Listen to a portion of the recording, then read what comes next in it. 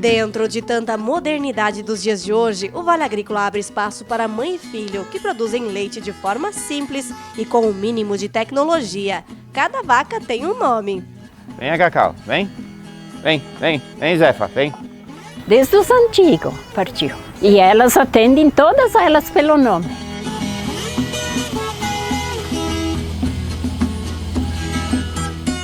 Olá, seja muito bem-vindo a mais um Vale Agrícola, essa viagem emocionante pelo mundo do agronegócio, de agricultor para agricultor, mas que também pode inspirar e informar você da cidade. E nesta edição também é destaque. Na dica da semana, há 3 opções de adubação verde para fortalecer o solo. O trabalho é bastante manual ainda, então a gente está buscando mecanizar o trabalho para que o produtor não olhe para as plantas de cobertura como uma despesa e sim como um investimento dentro da propriedade. No especial de 6 anos do programa, vamos recordar a história do agricultor que virou influenciador digital após viralizar um vídeo sobre os custos da roça.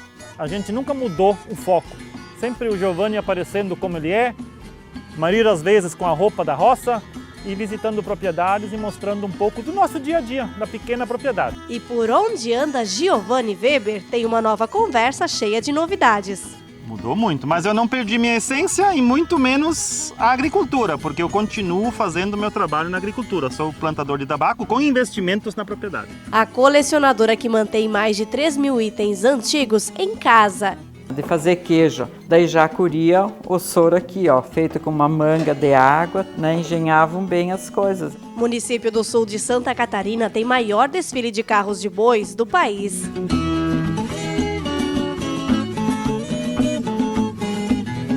E vai ter a receita mais tradicional dos tropeiros, o arroz carreteiro.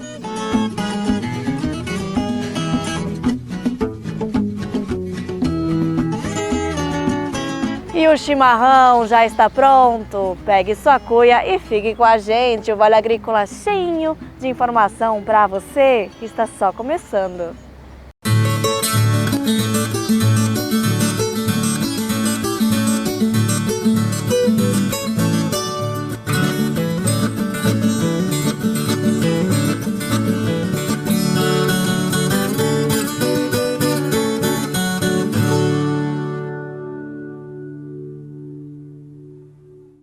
A realidade da produção de leite por este Brasil afora é muito diferente. E a gente mostra aqui a tecnologia, os robôs que fazem tudo sozinhos, 24 horas por dia, mas ainda tem também o outro lado, da simplicidade na produção. E você vai conhecer agora uma dessas histórias. Na estrebaria de chão batido e com espaço para apenas 4 vacas, 2 de cada lado, 2 vezes ao dia este ambiente fica agitado com a hora da ordenha. Mesmo com o auxílio de máquinas modernas, o trabalho ainda preserva o toque simples na limpeza e na hora de tirar o leite. Localizada às margens da RS 324 em Passo Fundo, no Rio Grande do Sul, a família Ficanha se mantém unida na produção há gerações. Muitos acham que é fácil, mas tem certas situações muito difíceis para passar. E só quem ama mesmo esses bichinhos ou a agricultura para continuar, senão abandona, não aguenta. Foi muitos anos depois que me casei, tudo abraço. Agora que é uns 15 anos que é com a ordenhadeira, mas se não foi tudo abraço. No total são 34 animais, 26 são vacas e dessas 17 estão em lactação, com produção média de até 430 litros por dia. A família comenta que o leite é vendido agora a R$ 2,29 o litro. No entanto, os custos para manter a produção são elevados. São cerca de R$ 8.000 por mês, só com ração, medicamentos, manutenção da estrutura e máquinas de ordenha. Além disso, a produção enfrenta desafios sazonais, como as variações climáticas, que podem afetar a qualidade e a quantidade do alimento, o que impacta diretamente na produção do leite. Choveu demais, a gente tinha feito a plantação da aveia e daí toda aquela chuvarada lavou, acabou lavando, criando erosão e daí agora não desenvolve. Mas enfim, a gente tem um gasto maior com comida. Daí a gente dá no coxo, a gente não trabalha com silagem. O rebanho da família já chegou a ter mais de 40 animais, número que foi diminuindo com o decorrer dos anos, e isso por conta da falta de mão de obra e pelo preço do leite. Mas o detalhe é que todas elas têm um nome, isso sem exceção. A que está ali na porta esperando para ser ordenhada é a Cacau. E ela está ali, não está nem na hora, nem anoiteceu, e ela já está esperando a ordenha. Mas se não está a porta bem fechada, ela abre para entrar. Para facilitar, para chamar, e elas entram em ordem. Desde os antigos partiu. E elas atendem todas elas pelo nome. Mas a minha preferida é a Chica. O antigo dono dela não conseguia tirar leite. Trouxe ela para cá, eu adquiri ela faz mais de um ano. Ela entra sozinha, é bem mansinha e dá bastante leite. Entre as holandesas e jerseys que tem no rebanho, a Chica é a única zebu, da raça Gir Leiteiro. Tem ainda a Sushi, a Zefa e a mais velha é a Estrela, com mais de 15 anos. Vem, Cacau, vem. Vem, Zefinha. Ó. Vem, Zefa, vem. Da manhã até o anoitecer, a família se dedica à produção de leite e à agricultura. Faça chuva ou faça sol, seja fim de semana ou feriado, a rotina se mantém. Passamos por 2 secas nos anos passados, então a lavoura não deu muita coisa, daí quem acabou custeando foi essas vaquinhas aí que a gente foi levando e leva até hoje pagando conta às vezes da lavoura. A gente tem uma parte que é arrendado, o arrendamento antigamente era 10 sacos, agora é 20, 25 sacos, até gente que fala até 30. E teve 2 safras que a gente colheu, uma 27 sacos por hectare e a outra 35. Então é 2 anos que estamos no prejuízo.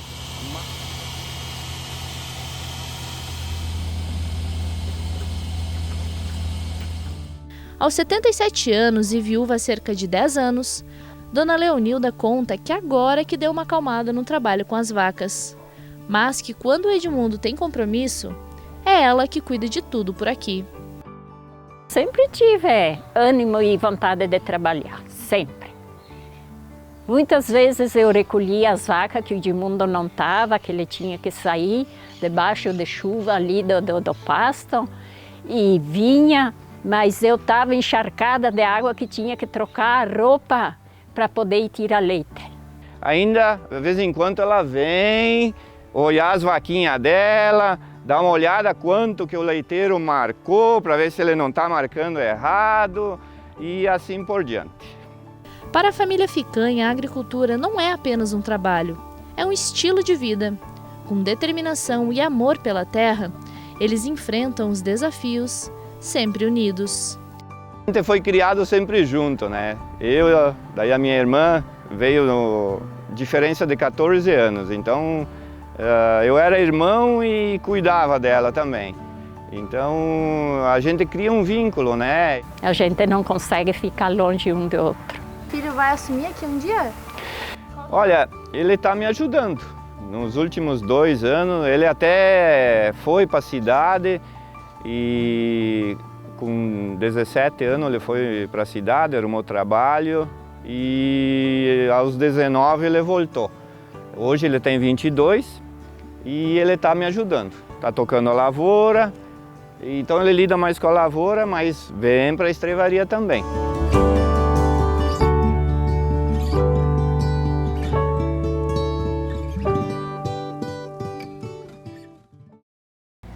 E agora vamos falar sobre 3 opções de cobertura do solo, a adubação verde, que é o trigo mourisco, e os feijões calpi e arroz.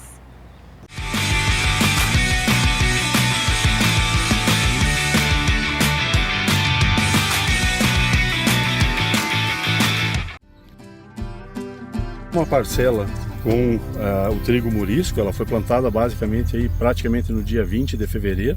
Então é uma espécie já, ela conseguiu se desenvolver bem, tá aí em torno dos 40, 45 dias de desenvolvimento. Uma série de insetos visita essa planta, né? inimigos naturais de uma série de pragas aí, fora as abelhas, né, que trabalham. Então a gente vai, é uma possibilidade extremamente interessante para uma planta rápida, para entrar numa pequena janela, às vezes, de espaço que eu tenho para trabalhar e fazer rotação de cultura. É uma planta extremamente fixadora e recicladora de fósforo. Então essa também é uma das grandes virtudes dessa planta aqui, para a gente trabalhar com ela e que ela entre no sistema de produção de plantas de cobertura, ou mesmo até no sistema de produção de grãos. Essa parcela aqui, ela representa uma das possibilidades de mix que a gente tem, que envolve o milheto, né? Aqui já está em fase de florescimento, o trigo murisco e o nabo forrageiro, que é uma outra espécie que está presente no sistema. É uma espécie de inverno e que o mix está trazendo para a gente incorporar ele em toda essa mistura aí. Com certeza ele vai deixar alguma coisa de massa. Então a gente pode observar aqui que isso aqui ainda tem muito a crescer ainda, principalmente no milheto. Essa parcela aqui está em torno de 50 dias implantado, então ela ainda tem muito a crescer até no final do verão aí, chegando já para o inverno, talvez a geada então vai dar uma atrasada nela, vai fazer o manejo natural dessas plantas de cobertura aí. Essa espécie que nós estamos vendo a parcela agora, ela está do lado das parcelas de mucuna aqui e tem um comportamento muito parecido pela sua dinâmica de crescimento, o seu hábito volúvel de ir se agarrando, soltando gavinhas e crescendo e desenvolvendo a planta. Uma espécie bastante simples, uma espécie bastante rústica em termos de solos. A gente pode observar aqui pelas vagens, esse aqui é o caupi. É o caupi, chama também de feijão de corda, muito usado no Nordeste, né? Existe o vermelho, o preto, o acinzentado e outras espécies aí que de repente a gente nem conhece ainda, né? E aqui a gente pode observar o tutoramento do caupi no milho, quanto ele nos ajudou e nos facilita a colheita, porque essa vagem aqui ela não está em contato com o solo, ela não está em contato com a água, então isso nos ajuda, aumentou a quantidade de matéria seca produzida aqui, porque se a gente contar aqui, vamos dizer, de 80 centímetros até praticamente aqui 1,80, olha quanta mais de massa que tem. Então a importância de eu tenho a espécie e os consórcios de plantas são extremamente importantes, porque uma planta acaba ajudando a outra. Seja ela no sistema radicular, no desenvolvimento, na questão de servir como estrutura, né? Tudo isso aí ajuda no enriquecimento do trabalho com as plantas de cobertura de solo. Sem contar que essa é uma espécie que basicamente é o feijão, né, do povo nordestino, uma espécie altamente adaptada, consegue se desenvolver bem em solos com pH baixo, com muita falta de calcário, e é um feijão do dia a dia do pessoal de lá e que a gente aqui conhece pouco ainda e utiliza pouco. Aqui nós temos de novo, né, o caupi em consórcio com o milho, numa parcela um pouquinho maior, já uma quantidade maior de milho. Essa é uma diferença do caupi em relação à mucuna. A mucuna consegue derrubar o milho e eu praticamente não tenho colheita. Aqui eu vou ter uma colheita de milho, a produtividade de repente vai baixar um pouquinho porque eu diminuí a população de plantas de milho por hectare, para que tenha sol, tenha luminosidade no interior da parcela e a gente possa crescer. O caupi consegue se sustentar e o milho ainda consegue produzir alguma coisa. Então aqui, vamos dizer, eu conseguiria colher dois produtos, que é o caupi como alimento e o milho como alimento, e tem o benefício das duas palhadas ao mesmo tempo, principalmente o sistema radicular do milho e mais toda a palhada que ele vai deixar no solo, fora o nitrogênio que o caupi vai incorporar ao sistema também quando ele estiver apodrecendo. Essa espécie que nós estamos aqui nessa parcela agora é o feijão arroz. Ele tem esse nome porque ele é bem miudinho, é um feijão, mas ele tem um formato que lembra um grão de arroz, ele é mais comprido, né? E aí ele lembra um grão de arroz e por isso chama feijão de arroz. Assim como o labe-labe, como o caupi, é uma espécie rasteira, né? Ela é bem volúvel, desenvolve bastante material para proteger o solo, bastante atacado por pragas, mas resistente, né? Ela consegue, aqui nós temos a flor, ela consegue desenvolver uma boa massa, mesmo sendo bastante atacado por praga. A dificuldade talvez está aqui no ponto de colheita. Então o produtor normalmente vai ter que esperar uma certa camada de vagens estarem maduras e vai ter que cortar isso aqui, esperar secar mais um pouco para então poder fazer o processo de trilha dessa semente. Essas são características de várias espécies que a gente está trabalhando aqui, que o trabalho é bastante manual ainda. Então a gente está buscando mecanizar o trabalho para facilitar a entrada dessas sementes no mercado, facilitar o custo dessa semente para o produtor, para que o produtor não olhe para as plantas de cobertura como uma despesa e sim como um investimento dentro da propriedade.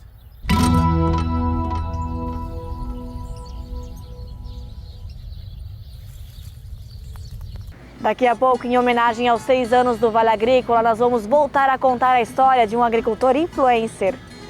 Vamos rever a reportagem de 2021 e vai ter uma nova conversa com o Giovanni Weber. Será que ele continua nas redes sociais? Já já a gente conta.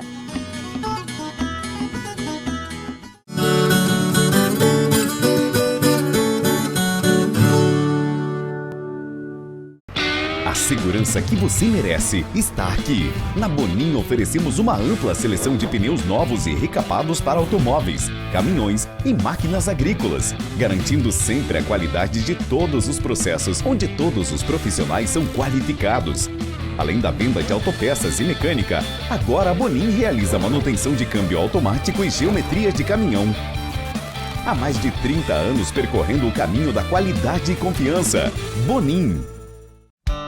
Produtor, quer mais produtividade no plantio de soja, milho e arroz? A Fecoagro Fertilizantes possui uma dupla imbatível para essas culturas. Na base, o Nobre Alga Mais com alga marinha Lithotanium estimula a atividade biológica do solo. Na cobertura, o Cooper N+, com dupla proteção do nitrogênio e liberação prolongada. Os fertilizantes Nobre com alga mais e Cooper N+, estão disponíveis nas cooperativas filiadas à Fecoagro. Hidráulico frontal e cegadeira Rutec Solution. O conjunto trabalha com alta eficiência, proporcionando mais conforto e visibilidade ao operador. Se adapta perfeitamente a terrenos irregulares. Uso no corte de grama, capim, feno e pré-secado. Sistema de corte com tambor e disco, oferecendo o corte perfeito com baixo custo de manutenção. Entre em contato e saiba mais. A inovação que o campo precisa.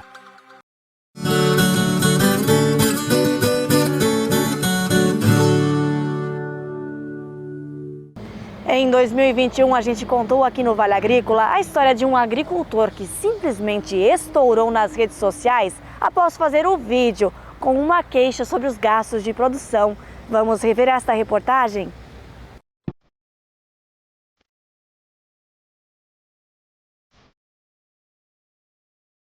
O Giovanni nos recebe da forma com que está acostumado no dia a dia. Bota 7 léguas, roupa de ir para a roça e chapéu de palha. Mas é pelo que segura nas mãos que a gente logo percebe que a rotina não é exatamente igual a outros agricultores. O celular grudado no estabilizador de imagens é tão importante quanto a enxada. É com o equipamento que ele se comunica com agricultores do Brasil inteiro. Opa, e aí, Clonada, tudo bem? Diferente de muita gente que fala de agronegócio de dentro do escritório, a história do Giovanni é outra. Os vídeos que vão parar nas redes sociais são feitos na maioria da propriedade, no interior do município de Santa Cruz do Sul. Há uns 6 anos, ele foi convidado para gravar vídeos para uma página que reúne produtores de fumo e lembra da dificuldade que foi. E aí eu fiz o meu primeiro vídeo na lavoura, no meio da minha propriedade, numa lavoura de grotalária, onde eu disse que eu estava no meu escritório a céu aberto. Eu engoli algumas palavras e consegui fazer o vídeo. Porém, o primeiro comentário, não esqueço, tá? O primeiro comentário que eu recebi num vídeo meu publicado dizia que o cara é um analfabeto. O segundo comentário dizia o cara assassina o português, porque eu sou alemão e a gente costuma misturar um pouco a fala. E aí você pensa, né? Pô, você é motivo de deboche ou o quê? E aí começaram a aparecer os comentários. O que adianta falar bem se o cara não sabe expressar o dia a dia da agricultura? O diferente foi chamando a atenção e foi em um vídeo na frente de casa falando sobre o preço do óleo diesel que ele, como se diz, estourou nas visualizações. Leite, eu tenho que vender 181 litros de leite. São quase 4 taros de leite para conseguir 57 litros de diesel. Mas enquanto isso em Brasília, no Senado Federal. De lá, o Giovanni não parou mais. A página que ele administra com mais 2 amigos, com foco na fumicultura, já está chegando a 400 mil seguidores. Entre críticas e elogios, eles vão mostrando a realidade do agronegócio. Na página, a gente gosta de falar o dia a dia do agricultor. Ou seja, tem dias que a gente está divertido, de bem com a vida, tem dias que a gente fica preocupado, sério. Então a gente leva as brincadeiras juntamente aqui na propriedade. Quem lida com a sua mãe na propriedade vai saber do que eu estou falando, né? Ainda mais mãe e filho alemão, não temem conosco. Está fazendo o que, senhora? Estou dando beijão. Mas hoje a lua é certa? Sim. É lua Junglicht? Ja. Und parietas? Immer noch pariert. Immer noch pariert. Muss man die Pflanze tief oder flach? Ganz flach. Tem que plantar bem ralozinho por causa do frio. Se afundar muito, a semente apodrece. Então ela fica quase olhando a gente ir para casa depois, né? A produção de tabaco é a principal fonte de renda da pequena propriedade. São 75 mil pés, agora em fase de replante e adubação. A gente tanto vê as pessoas batendo contra o tabaco por ser algo tóxico. E isso não é verdade. Falta muita informação ou algumas pessoas não querem ver isso. E a gente mostra que o defensivo agrícola hoje é necessário em todas as culturas. Algo mais, um pouco menos, e o tabaco é algo que usa o menos necessário. Se o tabaco depois gera o cigarro, que faz mal à saúde, eu também sei disso que faz. Porém, se a gente olhar a bebida alcoólica, o açúcar, os conservantes, tudo em excesso faz mal ao ser humano. E o tabaco não é só o culpado sozinho disso. Por isso a gente defende a cultura do tabaco, a pequena propriedade, onde o agricultor tem a sua subsistência, tem o seu retorno financeiro e é uma das culturas que menos usa defensivos. Ao mesmo tempo, o agricultor defende a diversificação nas propriedades e tem no sítio o exemplo. Herdou dos pais o gosto pela produção de verduras. Temos toda a alimentação possível na propriedade.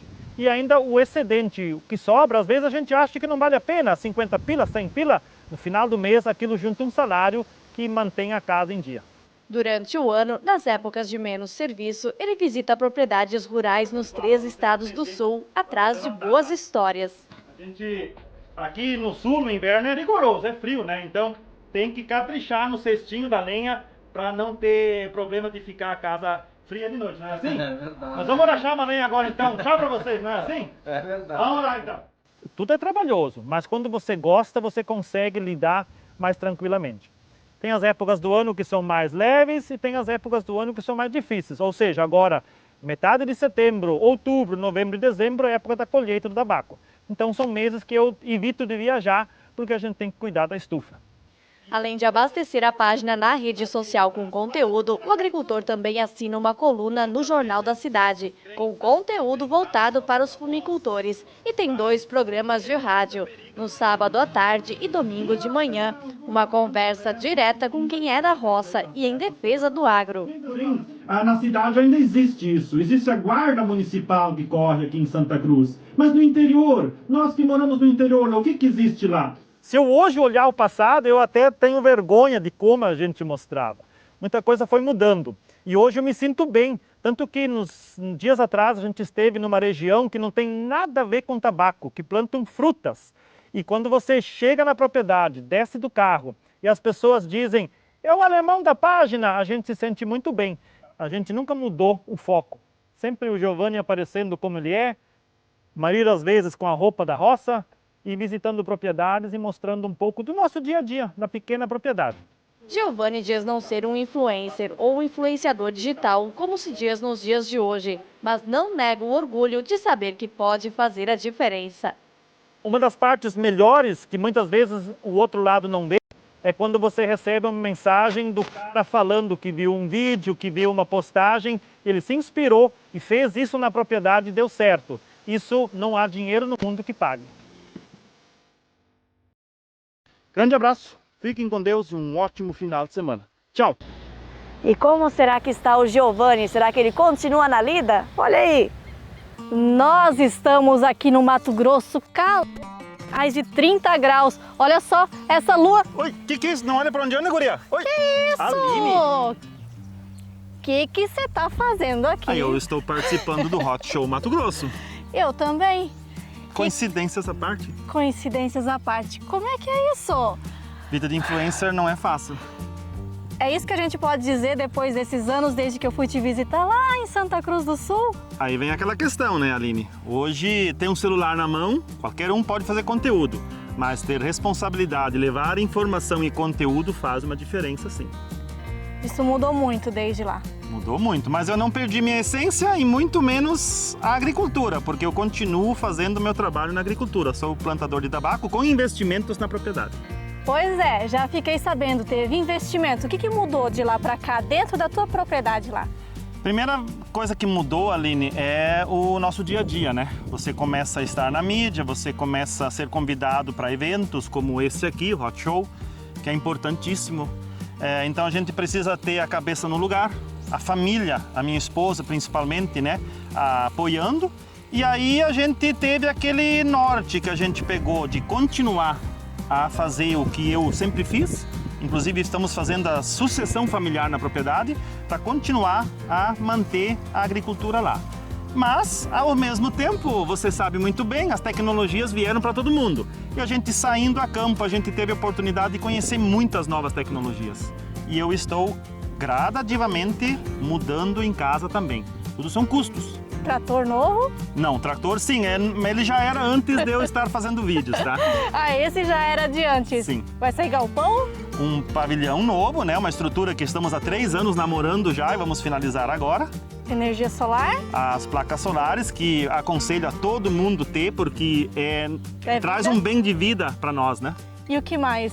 A gente comprou uma máquina auxiliadora de colheita de tabaco, facilita o nosso trabalho, porém, como eu sempre falo, é um investimento planejado, a longo prazo, um investimento alto, mas que a gente, em comum acordo, decidimos investir para ter essa facilidade no trabalho. Estufa de carga contínua? Que vai vir agora, já estaria montada, mas a gente teve um clima, você sabe muito bem, né? O Rio Grande sofreu aí com chuvas enormes e aí atrasou tudo, mas está por vir aí nos próximos dias. E continua no fumo? 100% focado. É uma renda aí que vem há 3 gerações na propriedade. Muitas pessoas criticam a nossa cultura, mas você muito bem sabe, a tua região também tem produtores. Eu vou dar um exemplo, pessoal, tá? Depende do ano, depende da venda, isso são em todos os produtos.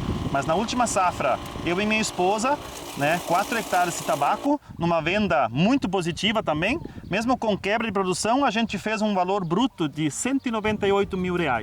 Onde eu vou tirar isso em 4 hectares? E eu estou preparado, né? Quem sabe daqui a uns anos a gente vai ter de novo vendas mais baixas. A gente tem que estar preparado para isso. O ciclo do mercado, né? Isso. Mas sim, a gente quer se aposentar na cultura do tabaco.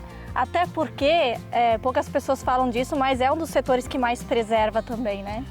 Olha, a gente só pode usar a lenha legalizada, que é eucalipto ou acácia. A gente tem as áreas de terra muito bem protegidas com adubação verde. São pequenas áreas de terra. Você consegue manejar melhor e fazer um trabalho mais correto, né? Então a gente preserva o máximo possível. Não que outras culturas não preservem, mas o tabaco é muitas vezes visto como um vilão. E não é verdade. Apenas isso, apenas como um vilão, né? Mas a gente tem mais uma novidade para contar e eu vou chamar para vir pro lado de cá, porque agora o Giovanni não precisa mais filmar tudo sozinho. Tem o Alan também, catarinense, né? Agora gaúcho. Agora ele se naturalizou gaúcho, mas que veio para acompanhar também o serviço. Isso, ajudo na lavoura, faço as gravações e dou uma assessorada aí no Giovanni nessa brilhante estrela aqui. Tá aí a diferença, tá vendo? Ele não bota só para filmar, ele bota para colher fumo também. E aí, Aline, vem a questão. As redes sociais fizeram a gente se conhecer. E eu evoluí muito no meu trabalho através dele. Uma assessoria, ele cuida das burocracias, ele me conduz, Giovanni, não pode falar isso, tem que ser, né? A gente tem que saber um pouquinho lidar. Como eu falei no começo, gravar todo mundo pode, mas temos que ter uma responsabilidade também no que se coloca no ar. E o Alan veio para completar. Para somar, para tornar o negócio mais profissional. Então a gente se vê em mais muitos eventos por aí. Você se lembra de quando eu te visitei lá no começo, na minha primeira viagem? 2017. O tempo passa e hoje a gente está junto no Mato Grosso. É isso aí. E o próximo destino, quem vai saber, né? Só Deus sabe. É isso mesmo. Tchau. Tchau. Eu sempre gosto de reforçar que quanto mais gente estiver falando sobre agronegócio, mais a nossa voz será ouvida. Agora a gente vai para mais um intervalo curtinho e na volta tem uma coleção de antiguidades. A Dilce tem mais de 3.000 itens que começaram a ser colecionados aos 6 anos de idade.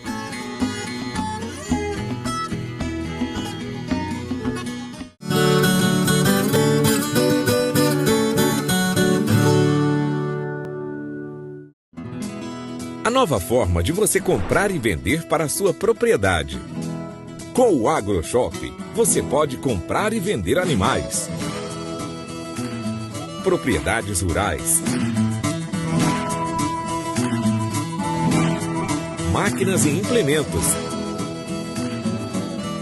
e até veículos. E o melhor, você anuncia sem custo. AgroShop, feito para o agro. Do que é feita a cooperação? É feita de união. E do que é feita a união? Essa é feita de confiança. Confiança é este bem valoroso que, com o tempo, torna-se ainda maior, mais forte e produtivo.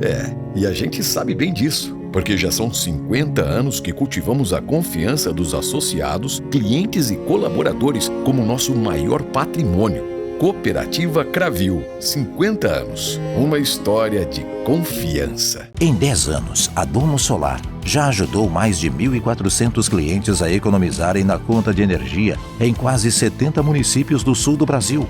Com sede em Blumenau e filiais em Rio do Sul e Chapecó, a Domo Solar viabiliza diversas linhas de crédito para facilitar ainda mais a transição para a energia solar. Saiba mais em www.domosolar.com.br. Domo Solar. Quem gera energia, economiza de verdade.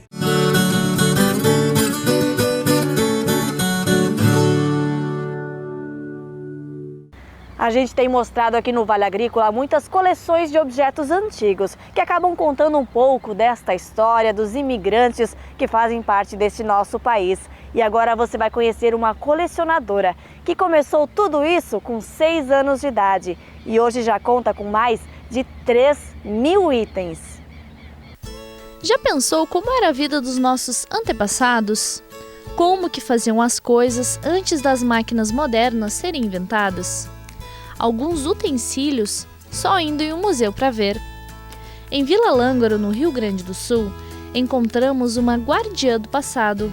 A dona Dilce, de 59 anos, tem em casa mais de 3.000 objetos. Acho que é uma lembrança assim, mais dos avós, que eu convivi muito com eles, né? Então, assim, quando eu vejo essas coisas, me vem uma saudade, né, do passado. E eu acho assim que a gente tem que guardar essas coisas, mostrar para os netos, para os filhos, para as pessoas que nunca vão saber o que é isso, né? São mais de 50 anos dedicados a guardar memórias. São ferramentas de trabalho, utensílios domésticos, móveis e até roupas. O primeiro a ser colecionado foi este caderno, do primeiro ano da escola. E um dos mais antigos é a charrete, que pertenceu à avó. 70% eu comprei. A maioria tem que consertar, arrumar, pintar, tratar os carunchos também, né? Tem que tudo, né, investir em cima. Só que ainda tu não acha assim muitas coisas, porque a maioria já colocaram fora, né? Não deram aquele valor, né? Mas vamos resgatando o que sobrou ainda, que tiver espaço eu vou resgatando, né? Aqui encontramos ferramentas e utensílios que revelam como nossos antepassados viviam e trabalhavam. Tem o debulhador de milho, a máquina de fazer quirera, serrotes e muito mais. Então agora vamos conhecer um pouco do que eu tenho aqui, apresentar para vocês. Esse aqui faziam para cortar as tabuinhas para cobrir as casas, que as casas eram cobertas de tabuinha. E aqui daí era para planear, né? Coitados, tinha algum serviço também ficar planando. Se caía um balde dentro do poço, daí eles resgatavam o balde com esse. Isso aqui, para quem puxou tora, é original mesmo, de ferro, né? Isso aqui ia dentro, eles martelavam dentro de uma tora que depois era puxado para os boi, né? E temos a balança, que usavam muito nos moinhos, né? Daí tinha chamavam de contrapeso, o pino, para controlar o peso, né? Essa aqui já era desse salão de comunidade, nos bares, né? Como eles diziam, nos armazéns, né? Entre os utensílios de cozinha tem os paneleiros, que enfeitados com crochê, marcaram toda uma geração. a chaleira de ferro que era usada no fogo de chão. E quem tinha uma cozinha montada assim eram os que tinham condições financeiras melhores. Aqui eu tenho vários modelos de pratos antigos. Daí aqui o filtrador de água, que também era comum ter nas casas, né? Deixava a água filtrando aqui, pois tinha a torneira. E as pias geralmente eram assim. Quem tinha uma pia assim também era muito luxo, né? Uma pia, depois colocaram um azulejo. E aqui daí guardavam as panelas, tudo de alumínio. E olha como aproveitavam, né? Em vez de não ter condições de comprar, iam botando Durapox. Então enchiam de Durapox. Isso aqui é umas panelas que era muito usada, colorida. Depois as pessoas se desfazeram e plantaram flor, mas elas são lindas, né? E aqui de fazer massa, ainda tem gente que usa, mas era muito usado. E os tabuleiros, o tamanho da polenta. Família grande tinha que ter polenta grande também. Olha a engenhação dessa. De fazer queijo. Daí já curia o soro aqui, ó, feito com uma manga de água, tudo bem, né? Engenhavam bem as coisas. A máquina de moer carne, fazer bolachas, sovadeiras, tudo manual. Aqui temos uma sovadeira também de madeira, que quem tinha, eu me lembro que a gente tinha na casa de um tio, que era rico. Mas se eu quisesse hoje sovar, ela funciona bem tranquilo. A dona Dilce conta que na época dos avós dela, tudo era feito na gamela, né? Se fazia o pão, lavava a criança e até mesmo os avós tomavam o seu banho. E depois, como foi modernizando, veio então feito de latão os chuveiros, colocava água quente aqui por cima, puxava e liberava a água que saía por aqui. Esse é o chuveiro também, só que eles ficou mais moderno, daí eles colocaram um registro, aí facilitava, né, para abrir e fechar, e aqui ele já tinha que puxar com a corda. Né? Aqui no sótão eu tenho mais coisas também, que daí podemos olhar. Aqui tem as máquinas que eram usadas nas nossas nonas, né, os antigos tinham que trabalhar, né, rodando, e aqui puxavam o tecido, daí não tinha mesa, nada, e nem os pés, era tudo assim. Que guardavam chimia, como que diziam os nossos avós também, era difícil a casa que não tinha, né? E aqui temos lampiões.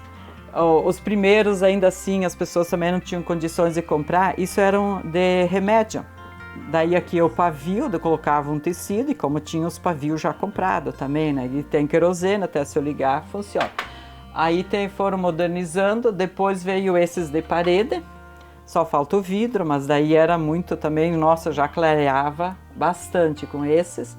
E depois, quando veio o liquinho, nossa, era uma festa, né? Eu sei que quando ligava assim, clareava, era tão bom que era uma luz, eu dizia, forte que nem uma luz de hoje, né? Às vezes era até perigoso, explodia o bujão, mas era uma festa. E esse, daí não havia luz, daí eles usavam nos bailes esses liquinhos. Aqui temos os bules também das nossas avós, que tudo de esmalte, né? E as latas das bolachas.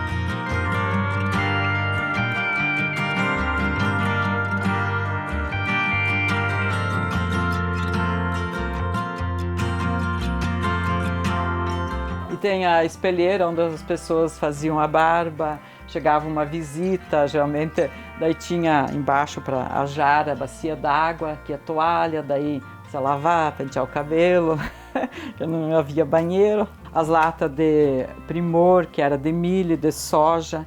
Depois as mulheres plantavam flor, penduravam na área. Muitos faziam até forma para sapão, né? Porque não tinham condições de comprar. O colchão era forrado com palha e os travesseiros com pena. Mas o que mais chama a atenção eram os bordados. Daí na época não havia quadros de parede, de quarto, então as próprias mulheres faziam enxoval, bordavam, como é que diziam, com a lanterninha, com os lampiãozinhos, ficavam bordar tudo, então faziam para pôr no quarto, depende do dizer, era do quarto, da sala ou da cozinha. Daí elas levavam para o enxoval e já botavam. Eu tenho vários desses, são as fronhas. Daí tudo também bordado, muito capricho elas tinham. E como não havia botões, ou talvez mais difícil para comprar, daí eles colocavam essas tirinhas assim para amarrar as fronhas também. E tem um acervo aqui com roupas antigas. Aqui daí uns chambres que usavam, geralmente levavam os enxovais, as camisolas. Muitos objetos a dona Dilce ganhou de familiares e amigos, mas a grande maioria comprou, principalmente os objetos da modernidade. São mais de 15 máquinas de escrever, 23 televisores, o telefone à manivela e os celulares. Aqui temos uma TV muito antiga mesmo, que era a pilha. Então devia ser, olha, embaixo onde que ia as pilhas. Preto e branco, daí tinha antena, os botões, tá inteirinha ainda. Daí tinha vários modelos, elas eram bem, olha esse aqui, muito interessante. Daqui ainda elas eram preto e branco, né? Depois de quando começou a vir as coloridas também, daí já foi mudando. Daí essa que eu acho muito interessante, como é que era o tamanho. Ó. Temos vários tipos de celulares, como tinha o telefone manual, né, da manivela, como foi evoluindo. Então tem vários modelos aqui, quem sabe muitos conhecem. Eu tinha esse, né? Até chamavam de tijolão, foi os primeiros, pelo menos, que eu conheci, né? Depois aí foi modernizando, cada vez melhor. É uma coleção de memórias e o maior sonho é poder expor tudo em um só lugar para visitação. Às vezes tem pessoas que pedem, até eu mostro, né? Mas eu acho pouco espaço, né? Que eu tenho assim pouco espaço para circular também, né? Uma casa antiga, para mim montar toda ela, né? Isso, nossa, seria um sonho, mas pode ser que um dia eu consiga, né? Vai que dê certo.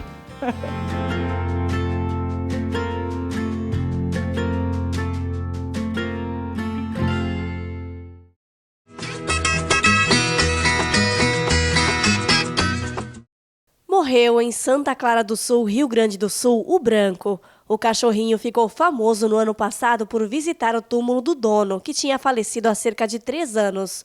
O Branco fazia o percurso praticamente todos os dias e nós acompanhamos uma delas. Sentado em cima do túmulo, parecia chorar ao olhar a foto do seu Ademar. Segundo a filha do agricultor, a Lígia, que cuidava do Branco, ele já estava doentinho há alguns dias, até falecer agora no começo de julho. O amigo fiel foi enterrado no quintal de casa, pela lei não permitir enterrar junto no cemitério. A reportagem foi uma das mais vistas do Vale Agrícola em 2023 e nós prometemos levar uma estátua do Branco para pôr no cemitério, o que deve acontecer em breve. E agora nós vamos para o intervalo curtinho e na volta você vai ver que no sul de Santa Catarina teve um gigante desfile de carros de boi. Evento já entrou para o ranking brasileiro de recordes, com mais de 300 veículos participando. E vai ter carreteiro, prato dos tropeiros, na receita da semana.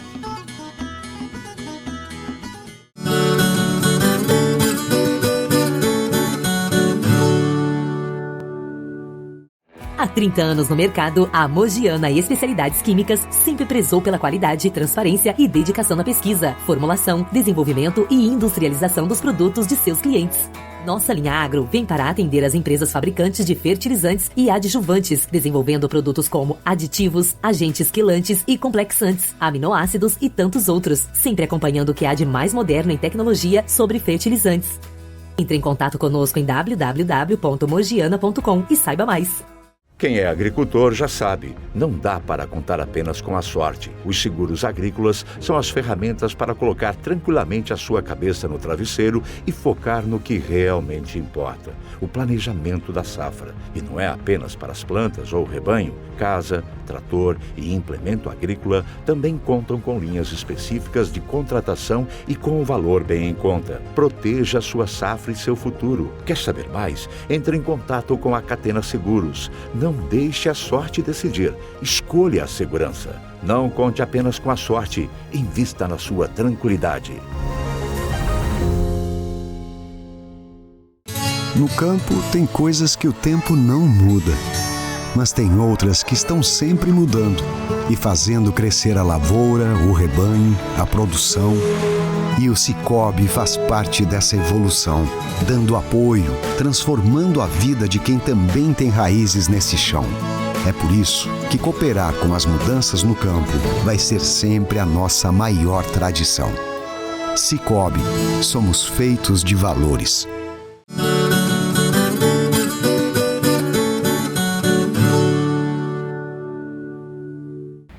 Vamos falar mais um pouquinho de tradição? O município do Sul de Santa Catarina mantém um gigante desfile de carros de boi, que já entrou até no livro dos recordes. Mais de 300 carros de boi participaram da edição 2024 da Festa do Colono em São João do Sul, que celebra a tradição dos antepassados e também o trabalho na roça. Vindos de todas as partes do município, com carros de todos os tipos e bois de todos os tamanhos e cores.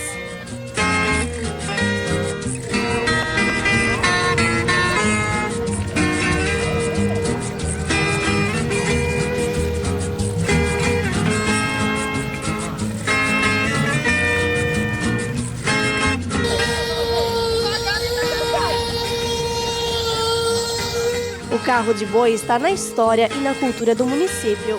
Desempenhou um papel fundamental no transporte de produtos agrícolas, animais, mercadorias e pessoas.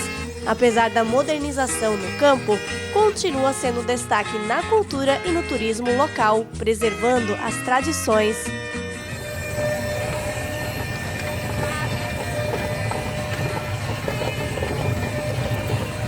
Em 2023, o desfile entrou para o ranking Brasil como o maior do país. Na ocasião, a organização conseguiu juntar 318 carros no desfile. O recorde anterior, que era de Trindade, em Goiás, tinha 212 veículos. No fim do ano passado, o governo do estado reconheceu São João do Sul como a capital catarinense do carro de boi.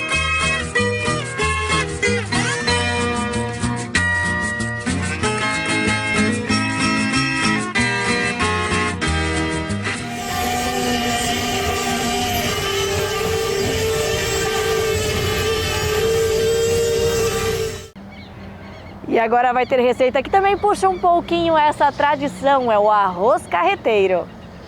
Hoje vamos preparar uma receita super histórica e que tem tudo a ver com o Brasil, o arroz carreteiro.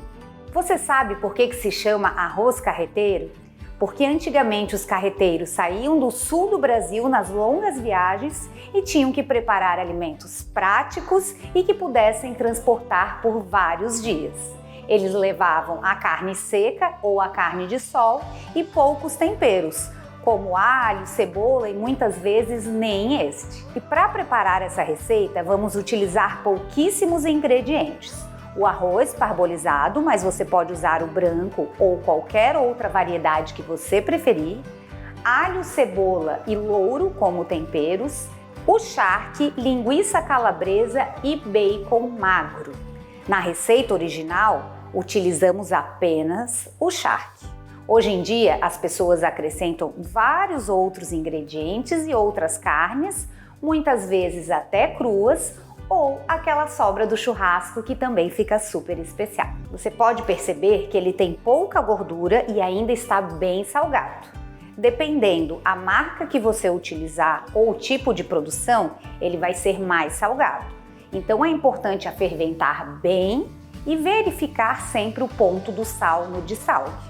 Eu vou cortar ele em cubinhos e vou levar em água fria para ferver, trocar essa água por diversas vezes até ficar no ponto que eu quero.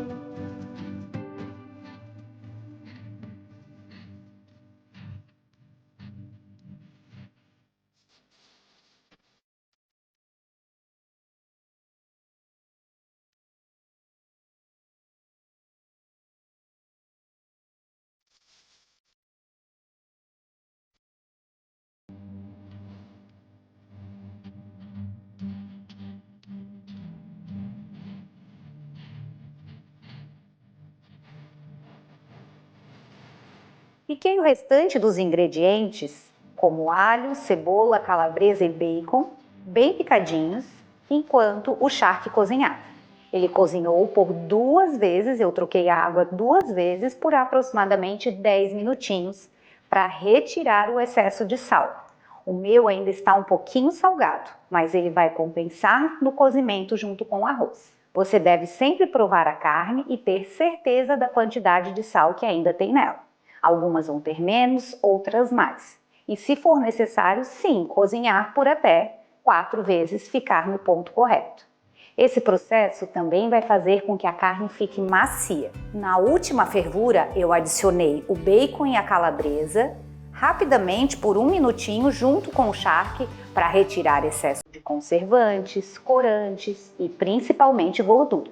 Agora eu vou selar todas as carnes em óleo de soja, bem seladas, depois vou entrar com alho, cebola, o arroz e água quente. Vou deixar cozinhar até o arroz ficar cozido. Desligo, tampo e vou aguardar de 3 a 5 minutinhos para ele ficar bem úmido e macio. Finalizo com salsa, queijo parmesão, da forma que você preferir.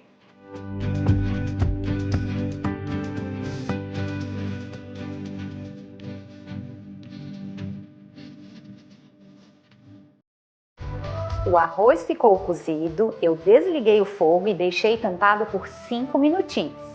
Eu gosto de deixar com um pouquinho de líquido ainda no fundo para ele ficar bem molhadinho e suculento. As receitas tradicionais fazem ele bem sequinho e soltinho. Finalizei apenas com salsinha picada e vou acompanhar com uma saladinha clássica de alface e tomate com cebola. Espero que você tenha gostado dessa receita tão especial e que conta tanto da nossa história. Até mais, tchau!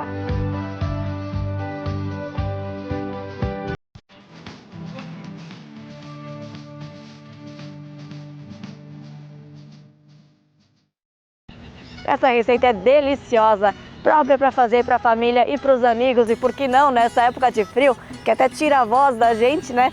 Também faz bem para a saúde. É assim que a gente se despede de mais um Vale Agrícola. Tenha dias produtivos de trabalho. A gente se vê. Até mais.